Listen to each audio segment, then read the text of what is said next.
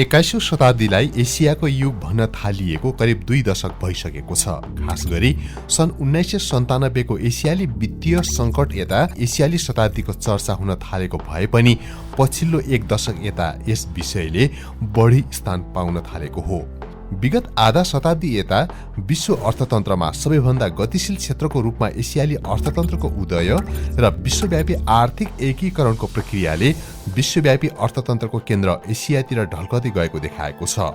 यस अवधिमा धेरैजसो असाधारण उच्च वृद्धि हुने अर्थतन्त्रहरू एसियामा अवस्थित छन्। आजको यस श्रृङ्खलामा हामी सन् 2050मा नेपाल कस्तो हुनेछ भन्ने बारेमा विस्तृत रूपमा चर्चा गर्नेछौँ। यदि तपाईँ यस च्यानलमा नयाँ हुनुहुन्छ भने सब्स्क्राइब गरिदिनुहोला। लन्डन स्कुल अफ इकोनोमिक्सका प्राध्यापक डानी क्वाले आफ्नो एक अर्थशास्त्रीय शोधमा अर्थतन्त्रको सेन्टर अफ इकोनोमिक ग्राभिटी सर्दै गएर सन् 2050मा चीनभन्दा मुनि भारतभन्दा माथि ठ्याक्कै हिमालयको बीचमा आएर अड्ने बताएका छन्। यो भनेको प्रष्ट रूपमा नै नेपाललाई संकेत गरिएको हो। प्राध्यापक क्वाका अनुसार सन् 1980मा विश्वव्यापी अर्थतन्त्रको गुरुत्वाकर्षणको केन्द्र मध्य एटलान्टिक थियो। सन् 2008 सम्म आइपुग्दा चीन र बाँकी पूर्वी एसियाको निरन्तर वृद्धिका कारण गुरुत्वाकर्षणको केन्द्र हल्सिन्की र बुखारेस्टको पूर्वी स्थानमा सर्यो। अर्थशास्त्री डाक्टर स्वर्णिम वाग्ले भन्छन्, क्वाको शोध र त्यसपछिका अन्य शोधहरूले पृथ्वीको आर्थिक गुरुत्वाकर्षण पूर्वतिर ढल्किँदै गइरहेको देखिन्छ, जुन आर्थिक गुरुत्वाकर्षणको काल्पनिक बिन्दु र आर्थिक बिन्दु एसियामा आएर बस्ने भनेपछि हामी नै केन्द्रबिन्दु हुन्छौँ भन्ने प्रमाणित भएको छ। आर्थिक केन्द्रबिन्दु बन्ने आधारहरू यी शोधहरूले नेपालतर्फ इङ्गित गर्दै सन् 2050मा नेपाल विश्व अर्थतन्त्रको केन्द्रबिन्दु बन्न सक्ने देखाए पनि नेपाली अर्थतन्त्रको वर्तमान स्वरूप, संरचना, आर्थिक सम्भाव्यता, इकोनोमिक भायबिलिटी आदिले यो चमत्कार असम्भव हुने धेरै आलोचकको टिप्पणी छ।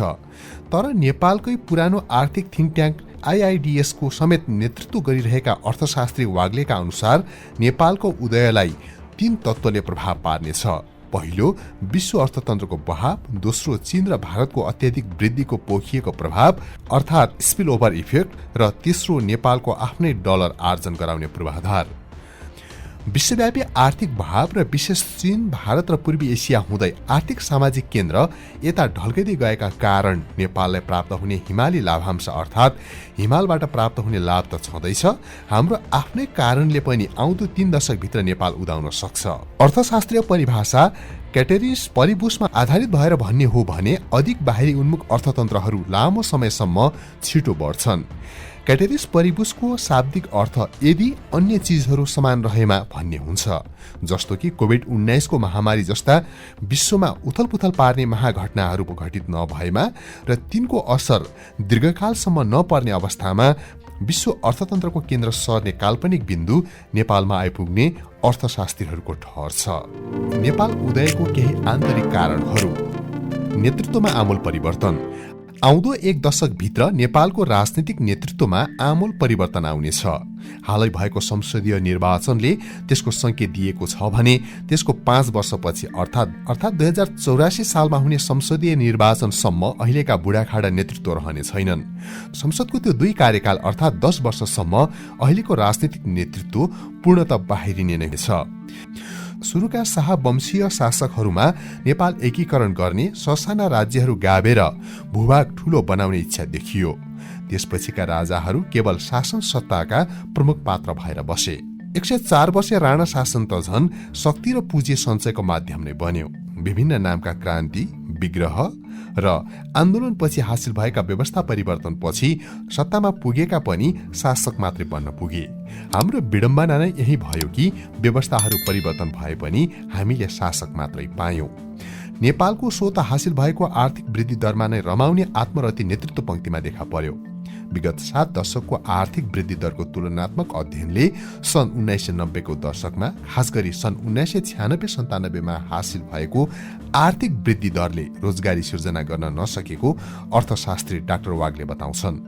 पछिल्लो 3 दशकमा हाम्रो आर्थिक वृद्धि दर औसत 4.5% को स्थिर तहमा रह्यो, तर सिद्धान्ततः यसले अर्थतन्त्रमा पार्नुपर्ने गुणात्मक प्रभाव पार्न सकेको देखिएन, जसले रोजगारी सिर्जना संकुचित हुन पुग्यो। प्रणालीगत सुधार।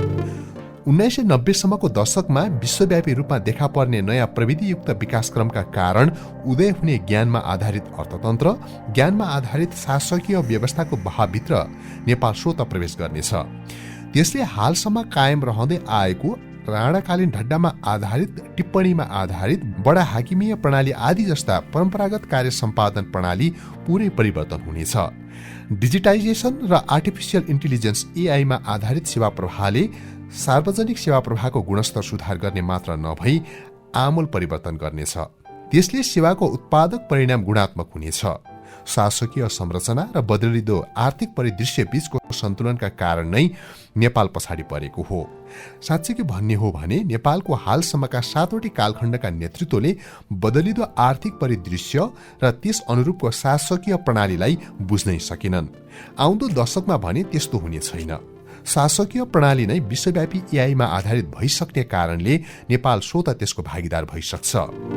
पुँजी, मानवीय पुँजी र प्रविधिको जुग हो। 2090 सालपछि उदय हुने नयाँ भिजनरी नेतृत्वले अहिले विभिन्न कारणले देश बाहिर रहेका र क्रमशः बाहिरी रहेका मानवीय पुँजी अर्थात् ह्युमन क्यापिटल नेपाल भित्राउन आह्वान गर्नेछन्। गैर आवासीय नेपाली एनआरएनको दोस्रो पुस्ताले त्यस बेलासम्म विकसित मुलुकहरूमा आर्जन गरेको पुँजी, प्रविधि, ज्ञान र अनुभव मात्र नभई साझेदारी र सहकार्य समेत लिएर फर्कनेछन्। यो त्यस्तो पुस्ता हुनेछ जुन विश्व बैंक, अन्तर्राष्ट्रिय मुद्रा कोष, संयुक्त राष्ट्रसङ्घ, विश्व व्यापार संगठन, विश्व स्वास्थ्य संगठनदेखि ठूला अन्तर्राष्ट्रिय संस्था, अन्तर्राष्ट्रिय सूचना प्रविधिसँग सम्बन्धित कम्पनीको उच्च तहमा कार्यरत जनशक्ति वा आफ्नै प्रयासले विकसित मुलुकमा सफल उद्यमी, व्यवसाय वा पेशागत कर्ममा संलग्न भएको पुस्ता हुनेछ। नेपालको गरिबी न्यूनीकरणको उपलब्धिलाई पछिल्लो समयमा विश्वव्यापी रूपमा नै सराहना गरिएको छ। विगत 2 दशकमा नेपालले चरम गरिबीको रेखामुनि रहेको जनसङ्ख्या आधाले घटाएको छ, तर यसको मूल कारण भने रेमिट्यान्स हो। गरिबीको रेखामुनि रहेका र तल्लो मध्यम वर्ग समूहमा रेमिट्यान्सले सिधै आम्दानी बढाउन र जीवन कल्याणका क्षेत्रमा लगानीका लागि पुँजी उपलब्ध गराउन सक्छ, तर रेमिट्यान्सले आर्थिक वृद्धिमा समग्र प्रभाव थोरै मात्र सकारात्मक रहेको अध्ययनले देखाएको छ। त्यसले रेमिट्यान्सलाई देशको समृद्धि प्रवर्धन गर्ने मुख्य औजारका रूपमा लिनु हुँदैन भन्ने शोधहरूको नतिजा छ।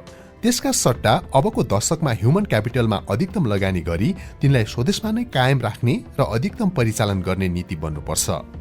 अहिले रोजगारी र अवसरको खोजीमा विदेशिने गरेको युवा जनशक्ति अर्थात् मानव पुँजी पनि 2090 को दशकपछि स्वदेशभित्रै अवसरहरूको उपलब्धताले यही बस्नेछ र अर्थ सामाजिक विकासको साझेदार हुनेछ। डलर आय गराउने पूर्वाधार 2085 देखि 2090 भित्र नयाँ भिजनरी नेतृत्व सहितको आधुनिक नेपालको थालनी गराउने पुस्ताले राजनीतिदेखि शासन व्यवस्था समेत सम्हालिसकेपछि चीन, भारत सहित पूर्वी एसियाको स्पिल ओभरबाट फाइदा लिनका लागि आवश्यक संरचनागत सुधार गर्नेछन्। त्यसपछिको दशक अर्थात् 2090 देखि 2100 सम्म नेपालमा ज्ञानमा आधारित अर्थतन्त्र, साँच्चीकै रोजगारी सिर्जना सहितको सेवा क्षेत्रको विकास हुने गरी पूर्वाधारमा व्यापक खर्च हुनेछ। विश्व अर्थतन्त्र नै नलेज इकोनोमीबाट स्मार्ट इकोनोमीमा रूपान्तरण भइसकेको हुनेछ। त्यो बहावबाट नेपाल पनि अछुतो रहने छैन र त्यसबाट लाभ लिनका लागि राष्ट्रिय पूर्वाधार क्षमताको विकास भइसक्नेछ। आफ्नो आन्तरिक स्रोतबाट मात्र यस्तो पूर्वाधारका लागि लगानी जुट्न नसक्ने भएकाले हिमालय बन्ड जस्ता नेपालका आफ्नै सार्वभौम ऋणहरू जारी हुनेछ। अन्तर्राष्ट्रिय स्तरमा उदाउने नयाँ किसिमका लगानी सञ्जालहरूमा नेपालको सार्वभौम साख मूल्याङ्कन उच्च स्तरको कायम भइसकेका कारण नेपालले सहजै द्विपक्षीय, क्षेत्रीय र बहुपक्षीय लगानी सञ्जालबाट आवश्यक पुँजीगत लगानी जोहो गर्न सक्नेछ। व्यापार अवसर आउँदा दशकहरूमा नेपालका अतिरिक्त बजार सिर्जना हुनेछ।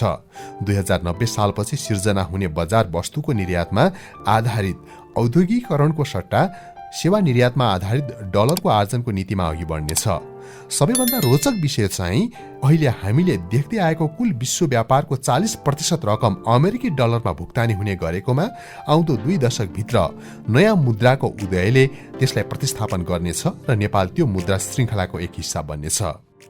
विस्फोट वृद्धि नेपालले 2090 सालपछि लगातार हासिल गर्ने उच्च अङ्कको आर्थिक वृद्धि दरले आउँदा 2 दशक अर्थात् 2120 सम्मका लागि नेपाल उदयको दशक बनाउनका लागि आधार सिर्जना गर्नेछ।